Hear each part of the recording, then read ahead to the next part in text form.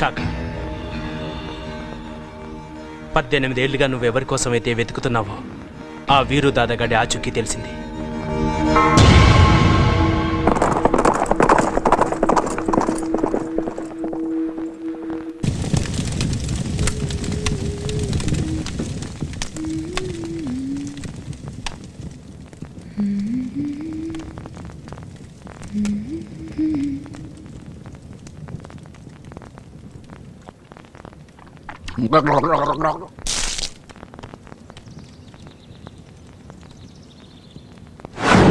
మచ్చ, పుట్టుమచ్చ ఉంటుంది అతనికి.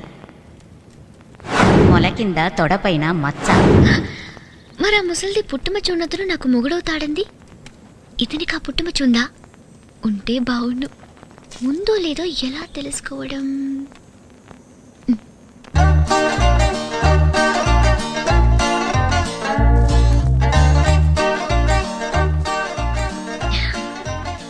రాజా, నీకోసం నేను టీ చేశాను. టీ చేసావా? ఏదో తేడాలు వచ్చేస్తున్నారా బాబు. ఏం కావాలి నీకు? నాకే వద్దు గాని నువ్వు ఓ ఐమ్ సారీ ప్యాంట్ విప్పు. ఏంటి? షర్ట్ మీద పడితే ప్యాంట్ ఇప్పాలా? విప్పు. ఇట్స్ ఓకే, నేను క్లీన్ చేసేస్తా. ఏమైంది నీకు? అవతల బా.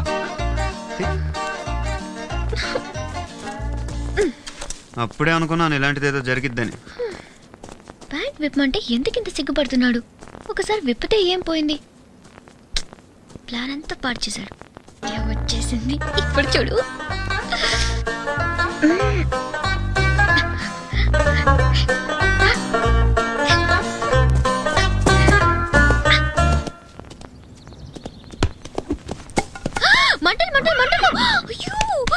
మంటలు పైకి వచ్చేస్తాయి. ప్యాంట్ విప్పు. మళ్ళీ ప్యాంట్ ఇప్పుతానట. నీకు మధ్యాహ్నం పోయిందా? మందేమో తాగేస్తున్నావు ఏంటి? అరే మళ్ళీ ప్యాంట్ ప్యాంట్ విప్పడానికి ఎందుకు ఎంత ఫోర్స్ కొడుతున్నాడు? వీడికి ఒక్కడికే ప్యాంట్ ఉన్నట్టు పెద్ద మంట ఎక్కడి నుంచి వచ్చింది?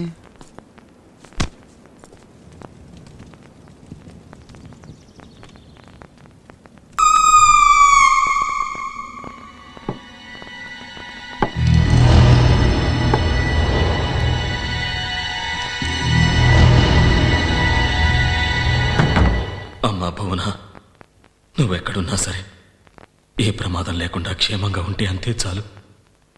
నన్ను చావు వెంటాడుతుందని నాకు తెలుసు. ఈరోజు నేను ఇలా చూడగలుగుతున్నానంటే దేవుడు లాంటి ఆ డాక్టర్ చలవే.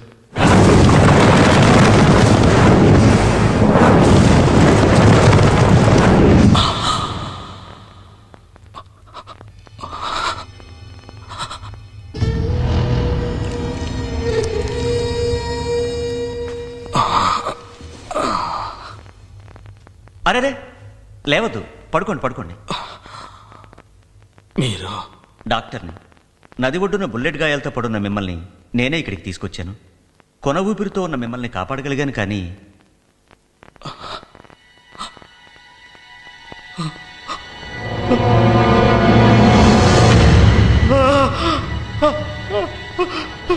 బుల్లెట్స్ ఎక్కువగా ఈ కాలుకే తగిలాయి.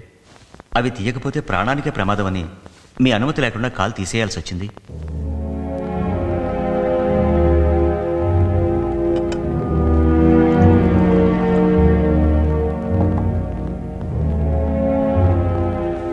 ఈ సూప్ తీసుకోండి, కాస్త ఓపిక వస్తుంది.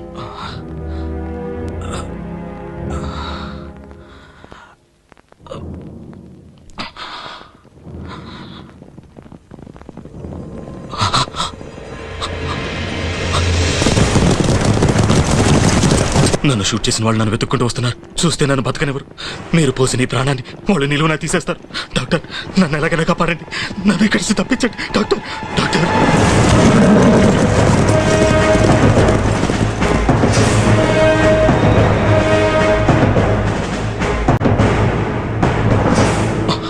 ఇటు నుంచి దారుంది, త్వరగా వెళ్ళండి. అనాథ శవంలా పోవాల్సి నన్ను బతికించారు. మీరు చేసిన ఈ సాయం ఈ జన్మలో మర్చిపోలేను. Thank you doctor. డాక్టర్గా నా బాధ్యత నేను నిర్వహించాను, కానీ మీ నుంచి ఏదో ఆశించి కాదు. కాదనకండి, నా తృప్తి కోసం.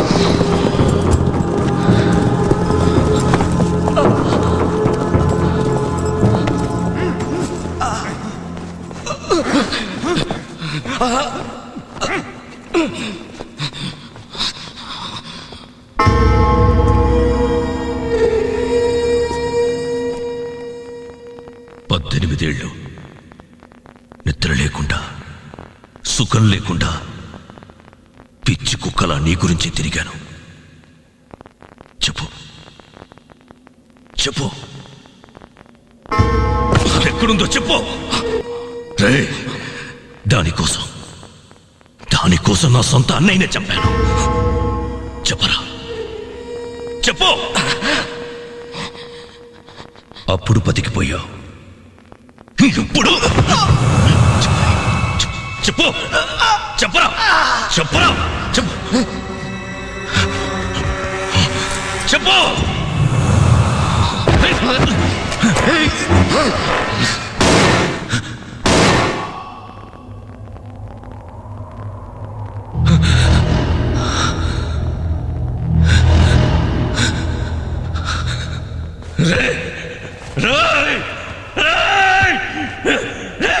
చెప్పకుండా చేస్తావురా?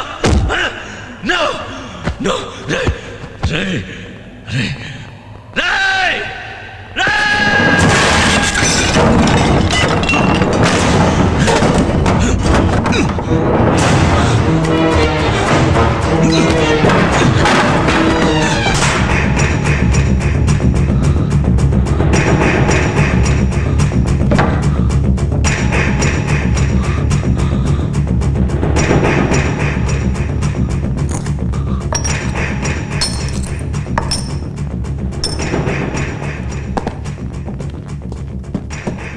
శాఖ, వీడికో కూతురుంది, తమ్ముడు కూడా ఉన్నాడు పలాస్పాడ్లో. పేరు ధర్మ. ఎంక్వైరీలో తెలిసింది.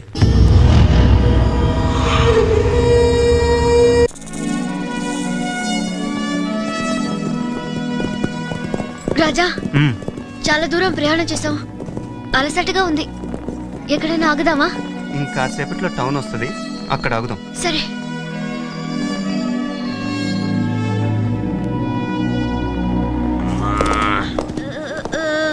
పర్వతాలు లోయలు ఎక్కిది కాళ్ళు పడిపోయాయి గుర్రానికి. ఈ ఊళ్ళోకి ఎవడొచ్చినా ఈ హోటల్లోనే బస్ చేస్తాట. ఖచ్చితంగా రాజాగారు కూడా ఇక్కడికే రావచ్చు. తీసుకోవాయ్, ఇవాళ అటు ఇటు తేల్చి పారేద్దాం. ఆ ఎర్రపిల్ల కూడా ఉంటుందంటావా దుబ్బే బాబాయ్? ఆ ఎర్రపిల్ల సంగతి నువ్వు చూసుకో, రాజాగారి సంగతి నేను చూసుకుంటాదా.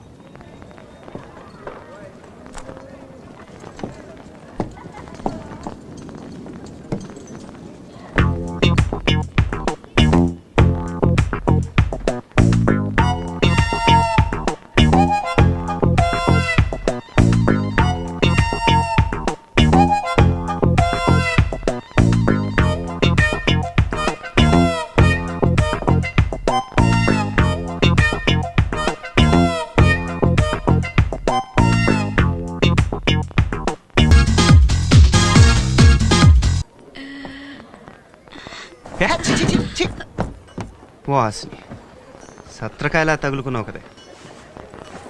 చెయ్యి.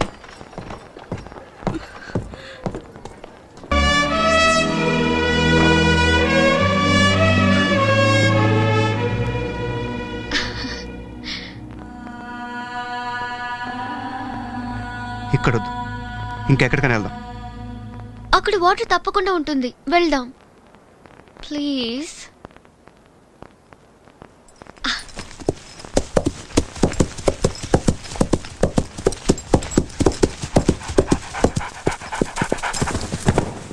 ఏ ఆగాగు.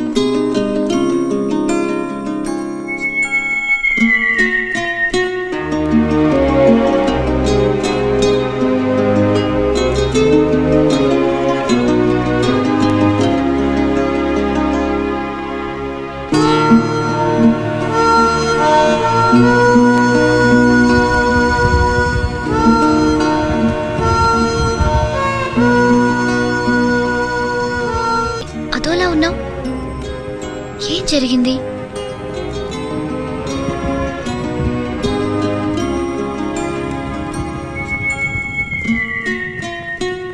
ఆ బొమ్మలేంటి?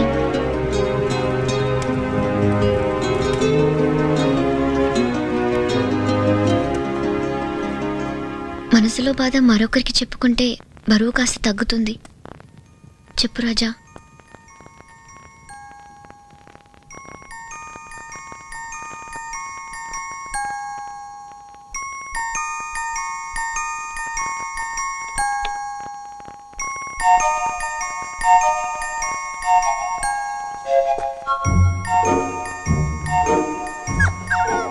ఇది నువ్వు, అది నేను. మన ఇల్లు చాలా బాగుంది కదక్క. మరి కుక్క పిల్ల సంగతి ఏంటి? నువ్వు కూడా మాతోనే ఉంటావు కదూ. ఉంటావు కదా. అక్క ఆగు, అక్క ఆగు.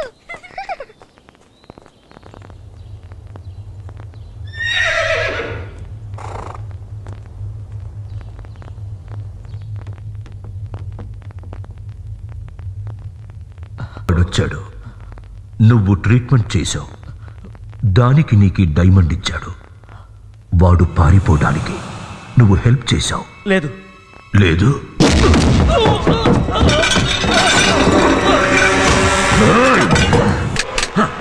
ఏం చెప్పాడు? చేయొద్దు.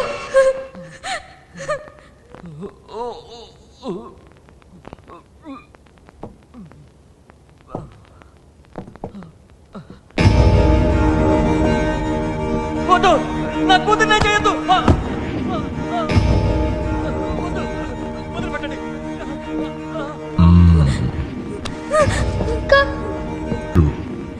చాలా లేతగా ఉంది. ప్లీజ్ ప్లీజ్ నన్ను వదిలే ప్లీజ్.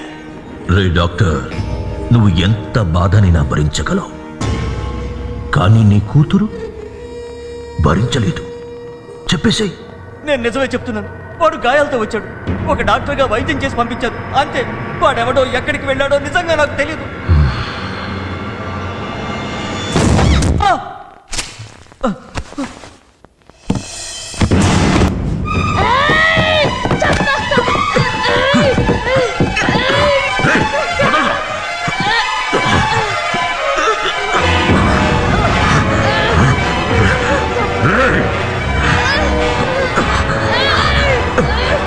నన్ను చంపడం కాదురా,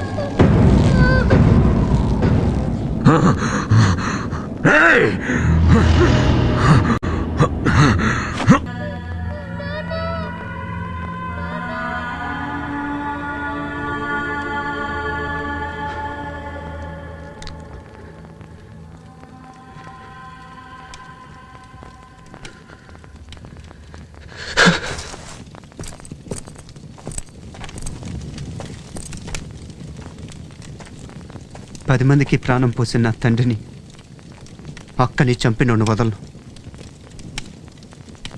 వాడు ఏదో ఒక రోజు నా చేతుల్లోనే చేస్తాడు. అసలు వాడిని పట్టుకోవటం కోసం ఇలా ఊళ్ళు తిరుగుతూ దొంగలా మారాను, కానీ వాడు దొరకట్లేదు. పోనా వాడు మొహానికి ముసుగు వేసుకున్నాడన్నావు కదా, ఇన్నేళ్ల తర్వాత వాడిని ఎలా గుర్తుపడతావు? వాడి చేతి మీద ఉన్న కత్తిఘాటుని ఎప్పటికీ మర్చిపోలేను. వాడు ఎప్పటికైనా నా చేతుల్లోనే చేస్తాడు. వాడిని వదలను.